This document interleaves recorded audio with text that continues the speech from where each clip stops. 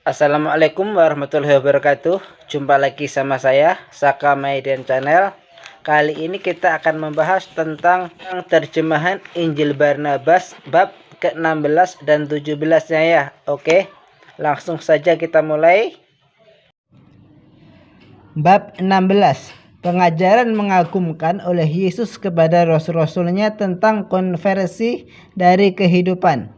Suatu hari Yesus mengumpulkan murid-muridnya dan berangkat menuju bukit, dan ketika dia telah sampai ke tempat tujuan, seorang muridnya datang mendekat, dan Yesus mulai mengangkat bicara dan memberi pengajaran. Betapa besar anugerah Tuhan yang diberikan kepada kita. Oleh karena itu, seharusnya kita melayani Dia dengan sepenuh hati, menyadari bahwa anggur baru hendaknya dituangkan ke dalam guci baru. Demikianlah sehingga engkau dapat menjadi manusia baru. Jika engkau ingin mereguk ajaran baru yang terlontar dari mulutku, aku mengatakan yang sebenarnya kepadamu, bahwa seorang manusia tidak dapat melihat langit dan bumi dengan kedua matanya secara sekaligus pada saat yang sama. Demikian pula adalah tidak mungkin untuk mencintai Tuhan dan dunia pada waktu yang bersamaan. Sebijak apapun manusia, tidak mungkin dia dapat melayani sekaligus dua guru yang saling bermusuhan. Karena jika sang guru pertama mengasihimu, maka guru yang kedua akan membencimu. Demikian pula aku jelaskan kebenaran kepadamu, bahwa engkau tidak dapat melayani Tuhan dan dunia secara sekaligus. Karena pilar-pilar dunia ini adalah kepalsuan, iri hati, dan fitnah. Oleh karena itu, engkau tidak dapat menemukan ketenangan di dunia ini. Sebaliknya, engkau akan mendapati musibah dan kehilangan. Oleh karena itu, layanilah Tuhan dan hinakanlah dunia. Sebab menurutku jiwamu akan menjadi tenang. Dengarkanlah nasihat-nasihatku, karena aku membicarakan kebenaran kepadamu. Sesungguhnya terberkatilah mereka yang selalu prihatin dengan kehidupan dunia ini, karena mereka akan terbebas dari penderitaan. Terberkatilah orang-orang miskin yang benar-benar membenci gemerlap dunia ini, karena mereka akan dilimpahi gemerlap kerajaan Tuhan. Sesungguhnya terberkatilah mereka yang makan dalam perjamuan Tuhan, karena malaikat akan mengurusi segala kebutuhan mereka. Kamu semua sedang mengembara seperti penziarah tempat-tempat suci. Apakah sang penziarah membebani dirinya dengan istana-istana, tanah luas, atau benda-benda duniawi lainnya selama menempuh perjalanannya? Tentu saja tidak. Tapi dia akan membekali dirinya dengan sesuatu yang ringan dan sangat dibutuhkan dalam perjalanan.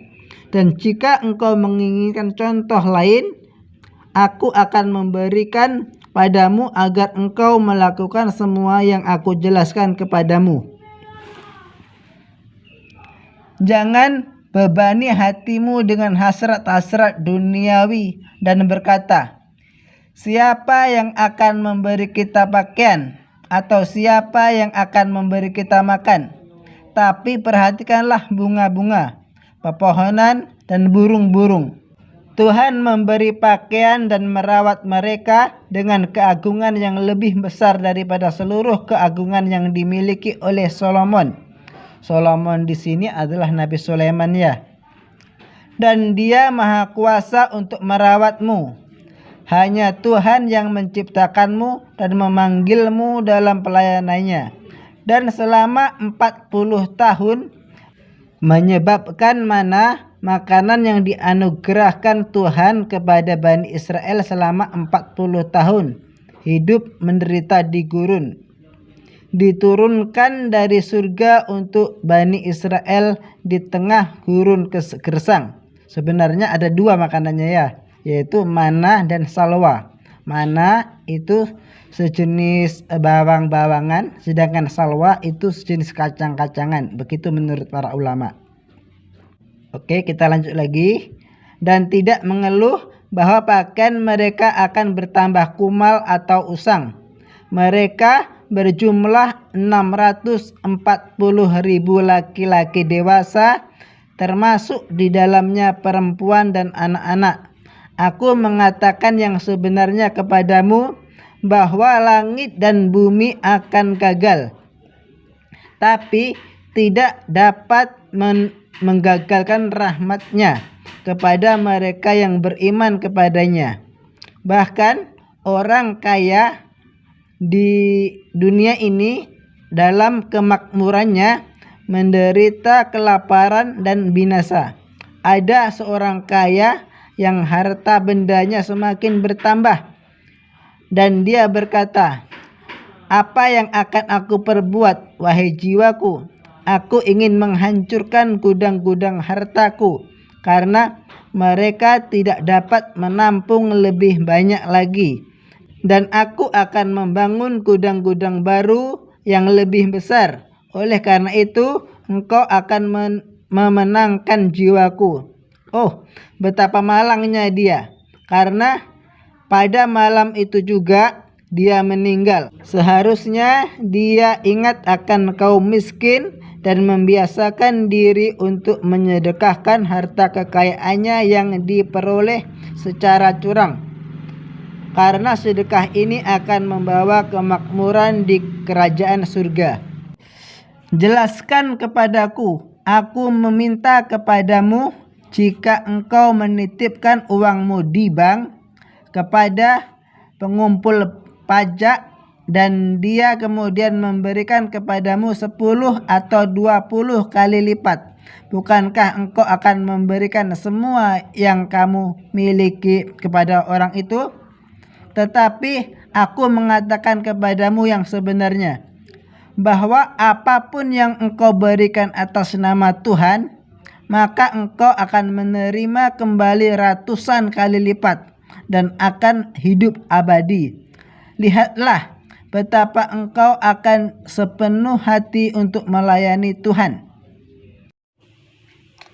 Oke bro, itulah dia isi dari bab 16-nya dari terjemahan Injil Barnabas.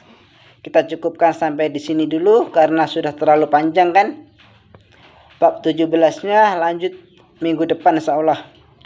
Oke, assalamualaikum warahmatullahi wabarakatuh.